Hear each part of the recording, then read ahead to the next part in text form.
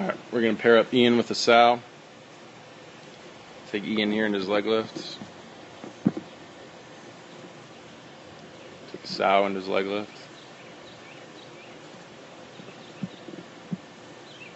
So Ian, you started there though. Look at where, when you started here, look at your force vector back here. See it's kicking back that way? So when you lift it up, you got it still pointing that way. Okay? So the problem is with that, we got to get this thing over here, or as linear as we can, so we can get it force going through our hips. So that's the thing is you're kind of making it even harder for you to get that thing in position. So let's watch. Let's see what you do. So you keep it there. You're squatting down and you're dropping your lift leg. So remember, we've got to move the hips forward and down at the same rate to keep. As those hips move forward to pick up momentum, that we want to move it down to build flexion, but we also want it moving forward so we can align that force vector. You're just lifting your leg and dropping your leg back down. So basically, from...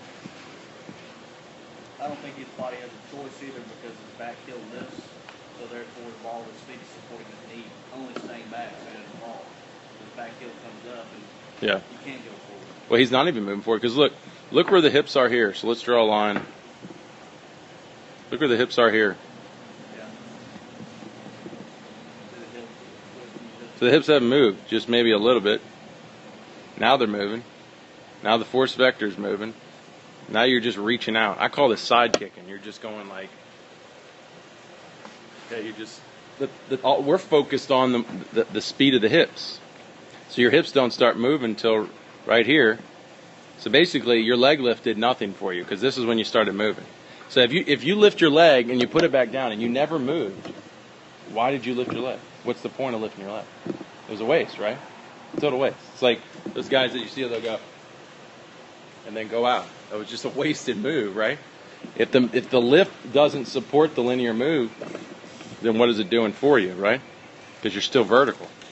So now he's reaching out. So now you're moving. So this is basically you could have started your delivery right here. You could have just started right there and pitched because that's when you started moving. Okay, now you're moving. Now your force vector's coming. But notice when your force vector got in position, it was already extended. So you're a hitter basically. You pitch like a hitter. You're going like this. You're slamming this thing down like a hitter instead of loading, getting it linear, and then driving it through. To build a stride, you're just slamming it down. There's actually guys, big leaguers, that do this, not a little bit differently than this. They'll just slam the leg down. They're usually 6'5" and up. They cut their strides in half, so they stride like a guy 5'9", and they can still get enough. They can get some force rolling the hips around just like a hitter would. But like I said, you're hitting short strides, and you don't have a lot of linear power, and you won't have a lot of forward trunk tilt as a result either. But big guys can get away with that. Definitely not little guys. Your heel's off the rubber too, like you said. So you're just slamming that knee down. So look, you're hitting front foot, and you're just rolling over your back foot. Okay. So let's put you in the load and then put a sow in the load. So that would be your.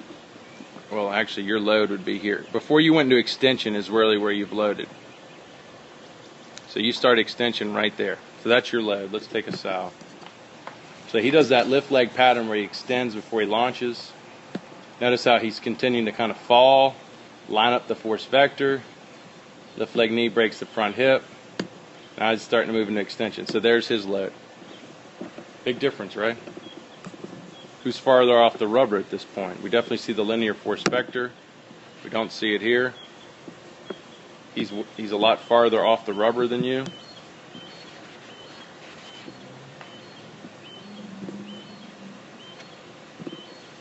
Yeah. So then you go into extension as you move your force vector, so you slam it down in the front foot. Let's see how much hip rotation that creates for you. So you land here. Let's wait for you to stabilize. Your hips are still rotating. Your front leg moved a little bit. Here comes your hips. Okay, right there is where your hips opened up. Let's say right there. Let's take a sow to that same movement. So he reaches out, opens front side, powers backside through triple extension, stabilizes. Look at that belt buckle. So we see hip rotation starting before. So, I mean, here's your proof that pitchers rotate their hips going into front foot and not after. Look, he hasn't even landed yet, and you see his hips rotating? You see him rotating there? So then he hits, and then the force comes through the front leg, and that really pops him open. So look at when his hips open perfectly right there, boom. Look at his shoulders. So this is your hips opening right there. Actually, it'd be, if like a sow, it'd be more like right, I guess right there. Big difference is because, look, you can see the letters on his jersey, and you can't. You're trying to horizontally abduct your arm to feel like to get some more pull on it, but your shoulders have already committed. So there's your back hip going with your back shoulder, specifically between these frames. See your hip coming through and your shoulders coming with it? Okay, let's watch his sow. Let's watch his hips coming through and see what his shoulders are doing. So there's his hips coming through. What's his shoulders doing? You notice how he's cocking late, just like Gio did when we did the analysis of Gio? Look where he is at front foot. Here he is at front foot. Boom. His arm isn't fully cocked. Let's see you at front foot. There's you at front foot. Yours isn't fully cocked, but your elbow's way abducted. So when your hips open, boom, your shoulders have already started rotating. When his hips open, his arm is just cocking. Okay? So, you know, it's harder to sit there and try to cock later. It's easier to sit there and focus on just getting your hips to go faster. If your hips move faster, if you didn't just slam that back leg down, if you actually got it linear earlier and extended and kicked your ankle and triple extended before front foot like a sow did, then you would have punched that hip through a little bit faster, and then your timing of your arm, you know, would have been easier to create that separation. And the distance of his back foot from the rubber compared to me pretty much shows there was no Drive, yeah. Because he goes like this. He goes. That's how you go. You slam it down, as opposed to getting it linear and driving through. Big difference, right? And doing this as opposed to doing that. That's going to propel you up the mound.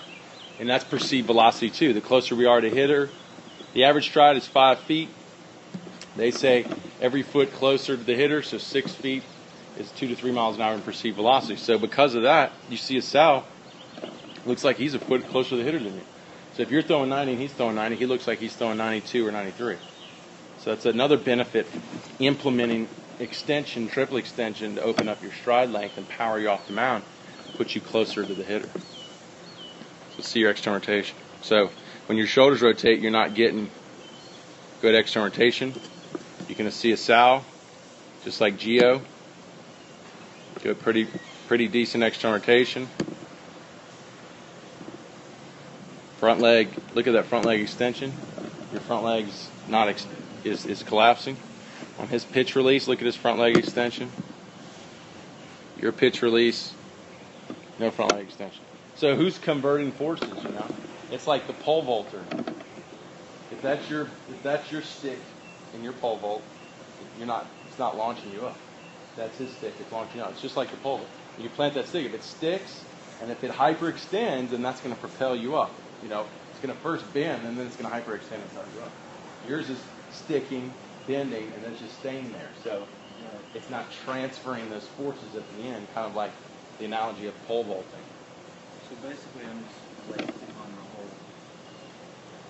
Yes. So not effective in getting your hips to open early enough, creating more separation, which would have then, as your shoulders rotated, and you could, you know, as your shoulders rotated, you had more force in your shoulders that would have pulled your arm back harder. You could have then added to those forces, extending your front leg. Then we really get that arm laying back. We get that forward trunk tilt. So that body's completely torqued out like a rubber band. And then we let it go. We just keep the front leg stable. Would you say when the front